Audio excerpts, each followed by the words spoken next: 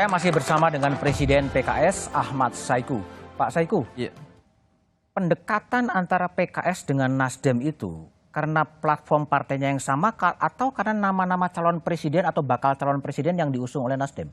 Jadi kita mengutamakan upaya untuk menyamakan platform dan persamaan dalam membangun Indonesia ke depan. Oke. Jadi kita inginkan ke depan ini kita memiliki politik kebangsaan. Kita ke depan memiliki politik yang mempersatukan dan kolaborasi. Nah, hal-hal itulah yang kemudian kita ingin coba. Tapi suara-suara Pak Saiku sama dengan Bang Surya sama, deket banget lihatnya Nasdem sama PKS ya? Insya Allah, kedekatan-kedekatan itulah yang justru kita ingin mencoba titik temunya. Bukan karena ada 3 calon presiden yang juga menjadi preferensi dari PKS untuk kemudian ya bergabung dengan Nasdem? Ya, selama ini dalam pembicaraan belum membicarakan masalah siapa capres dan cawapres. Tapi kita ingin menyelamatkan dulu bahwa 2024 kita punya perahu bersama untuk maju di dalam capres dan cawapres.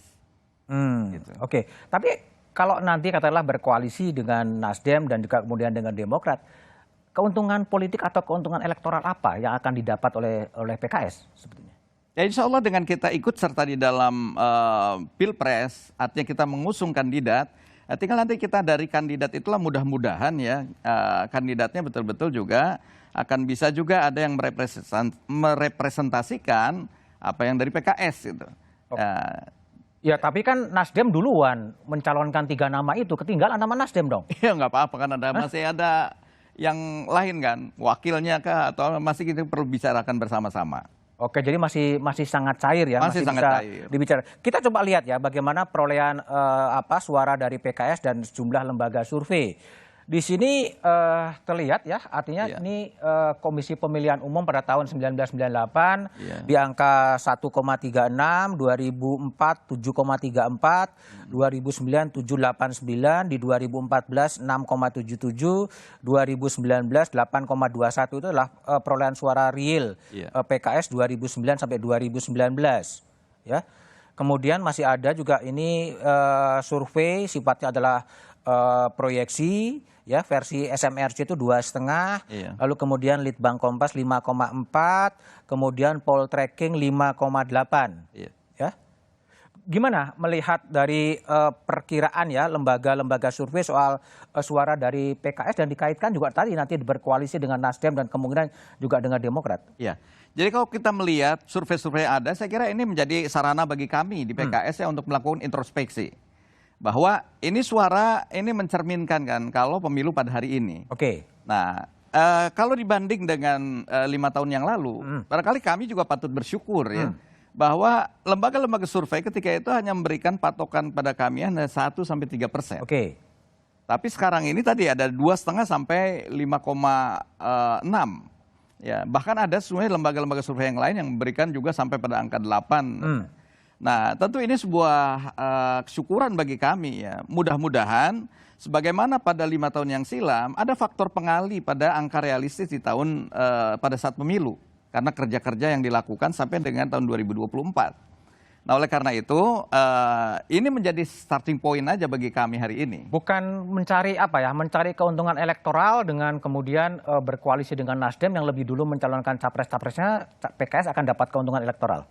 Ya itu salah satunya mungkin kita dapat kotel efek dari kandidat capres cawapresnya. Tetapi di luar itu kan kerja-kerja partai juga bekerja, struktur dan kader-kader partai juga bergerak. Kalau dari 3 nama bakal calon presiden Nasdem, PKS prefer yang mana sih? Sebetulnya kaitan dengan itu belum dibicarakan pada tataran secara teknis ya. Dan kami juga di PKS ada mekanisme bahwasanya yang menentukan capres-cawapres ini bukan kami di DPP. Oh. Iya. Tapi cuma kami di DPP memberikan masukan kepada Majelis Syuro. Nah, dalam rapat pimpinan nasional kemarin, ya kami juga meminta kepada struktur di wilayah untuk menyerap aspirasi yang ada di struktur maupun di masyarakat di sana. Siapa preferensi yang calon presiden yang adalah berkembang di sana. Oke, kita coba dengar ya, coba kita lihat ya pertanyaan dari netizen soal PKS. Ini adalah dari Sutrisno ya. mengapa PKS sulit untuk memunculkan seorang tokoh dari internal partai? Mas Saiku, kenapa PKS yang partai kader tidak berani memunculkan sosok calon presiden dari internal PKS? Pertama, kami sebagai institusi partai tentu punya tanggung jawab ya untuk melakukan kaderisasi memunculkan kepemimpinan nasional. Oke. Ya, dan itu kami lakukan. Namun kami juga terbuka melihat sebuah fenomena yang terjadi bahwa di negeri ini banyak kandidat calon-calon pemimpin negeri ini, dan tentu dalam kaitan dengan pemilu kita akan sangat juga ditentukan oleh faktor elektoral. Jadi kita juga nggak bisa kemudian memaksakan diri ya, hanya kemudian calon dari internal partai. Kita mengusahakan. Nah, mudah-mudahan bisa diterima oleh publik, tetapi kalau memang itu tidak mungkin kan, kami juga terbuka untuk menerima kandidat-kandidat dari luar partai tentunya. Artinya memang kalau calon dari luar partai tetap mungkin saja diusung ya? Ya. Tapi sebelumnya juga PKS juga pernah mengatakan ingin memunculkan capres-capres dari internal partai. Kenapa sekarang tiba-tiba berpaling pindah ke Nasdem yang tidak ada kader PKS di sana? Ya, sekali lagi saya dalam kaitan pembicaraan dengan Nasdem ini belum secara spesifik kita membicarakan masalah siapa capres dan cawapres. Kita baru berusaha untuk tadi justru mencari titik-titik temu kaitan upaya untuk koalisinya, menyiapkan perahunya. Ya, jadi itu yang kita bicarakan. Nanti capres dan cawapres akan dibicarakan dalam tahapan berikutnya setelah koalisi ini terbentuk. Artinya terbuka kemungkinan capres atau PKS dan Nasdem dan Demokrat nanti kalau jadi di luar 3 nama yang sudah diusung oleh Partai Nasdem? Ya, masih sangat terbuka saya kira. Masih sangat terbuka? Ya. Tapi bukankah itu prasyarat dari Nasdem kalau mau mendukung berkoalisi dengan Nasdem ya tiga nama itu? Ya, itu salah satu alternatifnya. Tapi mungkin alternatif yang lain masih ada yang mungkin terjadi perubahan-perubahan. Oke, selain problem ambang batas ya, PKS 8 sekian persen, ambang batas masih 20%, apa alasannya kemudian PKS bergabung dengan Nasdem? Nasdem berada dalam pemerintahan koalisi pemerintahan Presiden Jokowi dan PKS berada di luar pemerintahan Presiden Jokowi. Ya, pertama karena kami menyadari bahwasannya PKS ini perolehan suaranya tidak megah-megah banget gitu ya. Artinya hanya 8,21%. Artinya dengan ketentuan pada hari ini yang berlaku bahwa presidensial threshold 20%, kita nggak bisa mencalonkan diri sendiri sebagai satu institusi partai, mencalonkan secara pribadi. Oleh karena itu perlu ada koalisi. Inilah makanya kemudian kita terus mencoba mencari siapa yang ingin berkoalisi dengan PKS.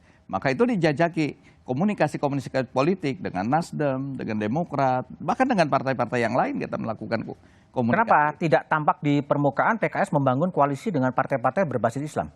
Ada juga. Ya, sekjen kami PKS Habib Abu Bakar Al-Habsyi pernah komunikasi dengan sekjen PKB. Ya, saya juga sudah komunikasi dengan silaturahim dengan partai-partai yang pimpinan partai-partai yang lain. Saya dengan Pak Zul juga sudah ketemu ya. Dengan Pak Suharso, Ketua Umum P3 juga sudah bertemu. Dan kita masih dalam tadi berusaha untuk mencari penjajakan. Nah, sementara kan kita melihat bahwa sebelum koalisi yang sekarang dibentuk sudah pernah dibentuk juga adanya KIB ya. Itu kita menghormati juga. Tapi betul nggak sih Pak Saiku, PKS akan membangun poros sendiri itu? Siapa aja nanti akan terlibat dengan barisan koalisinya PKS itu? Ya, tentu kita masih tetap mengusahakan. Ya, kalau kita melihat ini sudah berporos-poros, misalnya KIB sudah ada, kemudian sudah muncul kembali poros yang lain, ya poros yang tersisa lah. Partai-partai yang tersisa yang partai-partai yang tersisa. KIB sudah ada Golkar, PAN, dan P3. Gerindra sudah bersama PKB. Ya. Lalu kemudian gondang dia sudah ada Nasdem, Demokrat, dan PKS, PDIP. Jadi mana yang akan dijajaki lagi? Ya sudah, selesai semua. Selesai semua? Tinggal kita berusaha tadi menguatkan pasangan-pasangan koalisi ini. Tidak mungkin dengan PDIP? Masih sangat mungkin kalau bagi PKS ya. Tapi beberapa statement dari PDIP tadi menyatakan bahwa nggak ingin koalisi. Ya.